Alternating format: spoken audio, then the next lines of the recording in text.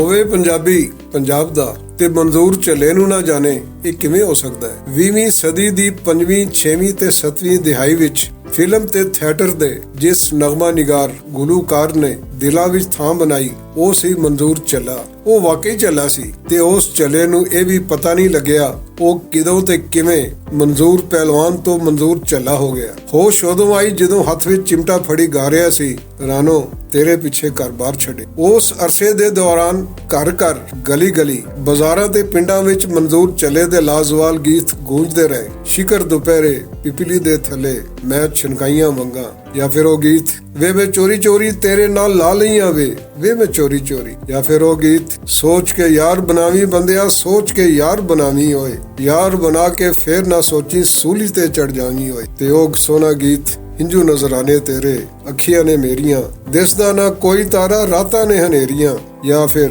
ਮੁਟਿਆਰਾਂ ਦਾ ਉਹ ਗੀਤ ਅਲੜ ਗੀਤ ਮੈਨੂੰ ਵੰਗਾ ਚੜਾ ਦੇ ਨਾਲ ਚੂੜਾ ਪਵਾ ਦੇ, ਨਾ ਦਿਲ ਦੇਂਦੀ ਬੇਦਰਦੀ ਨੂੰ, ਜਾਂ ਫਿਰ ਉਹ ਗਾਉਣ ਮੈਂ ਨਹੀਂ ਜਾਣਾ ਖੇੜਿਆਂ ਦੇ ਨਾਲ। ਤੇ ਫਿਰ ਇਹ ਰੰਗ ਵੇਖੋ ਵੇਖੀ ਜਾ ਮੌਲਾ ਦੇ ਰੰਗ, ਬਦਰ ਮੁਨੀਰ ਹੋਵੇ ਨਬੀ ਦਾ ਵਜ਼ੀਰ ਹੋਵੇ।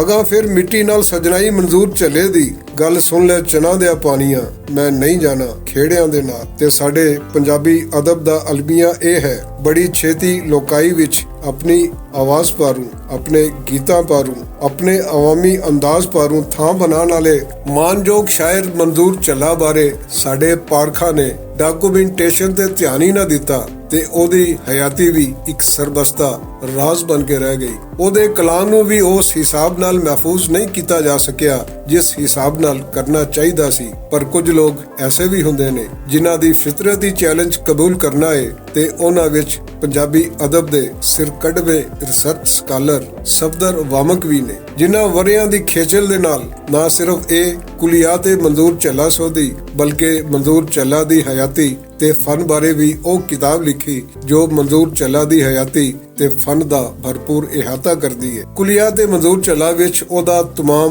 ਮਤਬੂਆ ਤੇ ਗੈਰ ਮਤਬੂਆ ਕਲਾਮ ਮੌਜੂਦ ਹੈ ਤੇ ਇਸ ਕਿਤਾਬ ਨੂੰ ਬੜੇ ਸੋਹਣੇ ਅੰਦਾਜ਼ ਵਿੱਚ ਛਾਪਿਆ ਹੈ ਬਾਬਾ ਫਰੀਦ ਫਾਊਂਡੇਸ਼ਨ ਲਾਹੌਰ ਨੇ, ਜੋ ਸੋਹਣੀਆਂ ਤੇ ਮਿਆਰੀ ਕਿਤਾਬਾਂ ਛਾਪਣ ਦੇ ਮਾਮਲੇ ਵਿੱਚ ਉੱਚੀ ਮੁਕਾਮ ਰੱਖਦਾ ਹੈ। ਇੱਕ ਵਾਰੀ ਮੇਰੇ ਕਹਿਣ ਤੇ ਕੁਲੀਆਤ ਮਨਜ਼ੂਰ ਝੱਲਾ ਪੜ੍ਹ ਕੇ ਤੇ ਵੇਖੋ, ਫਿਰ ਆਪੇ ਹੀ ਬਾਰ-ਬਾਰ ਪੜ੍ਹੋਗੇ।